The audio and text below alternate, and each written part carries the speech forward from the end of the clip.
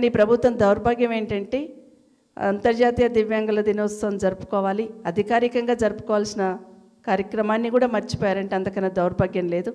ఈ రాష్ట్ర ముఖ్యమంత్రికి సోయలేదు, ఈ రాష్ట్రం మంత్రివర్గానికి సోయలేదు. మరి అధికారులు ఏం చేస్తుంటారో అర్థమవుతలేదు. అట్లీస్ట్ అధికారులనే చెప్పాలి, వీళ్ళని గౌరవించుకోవాలి, ఈ కార్యక్రమం చేసుకోవాలని. అది కూడా ధ్యాస లేకుండా నిజంగా బాధ అనిపిస్తూ ఉంది ఇక్కడ చూస్తూ ఉంటే. మిమ్మల్ని అందరినీ పిలిచి పెద్ద ఎత్తున ఈ కార్యక్రమం వచ్చిందంటే చాలు వాసుదేవరెడ్డి గారు పరిగెత్తేవాడు, అక్కడ ఇక్కడ పరిగెత్తి ఈ కార్యక్రమం పెద్ద ఎత్తున చేయాలని. ఒకరోజైతే కేటీఆర్ గారు వారి బర్త్డే రోజు మన హైదరాబాద్లోనే ఒక పెద్ద మీటింగ్ పెట్టి మా దివ్యాంగ సోదరులకు పెద్ద ఎత్తున వెహికల్స్ అన్నీ కూడా ఇచ్చున్నారు. ఒక మంచి వెహికల్స్ తీసుకొచ్చి దాంట్లో ఆ రోజు మీ అందరు సంతోషం చూస్తూ ఉంటే ఆ వెహికల్ తీసుకొని చూస్తూ ఉంటే చాలా సంతోషం అనిపించింది.